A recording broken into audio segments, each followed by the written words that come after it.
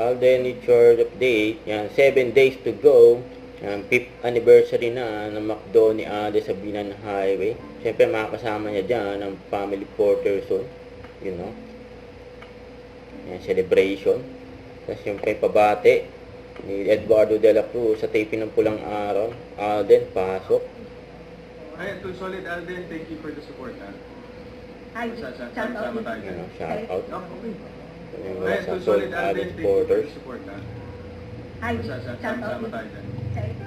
Kasi yan na yung mamayang event ni Alden. Mag-host siya dyan sa parangal ng sining. Gaganapin sa Seda Bertis North. Good luck kay Alden. Marami pa siyang mga kasama dyan. At nasa featuring din si Alden sa newspaper ng The Philippine Star.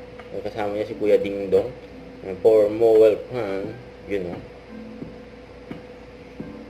Ayan pa yung mga endorsement ni Alden. Casino Ethyl Alcohol.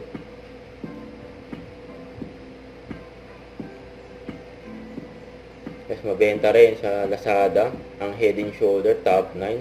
Saka yung O-Secure ni Alden. Grabe yun.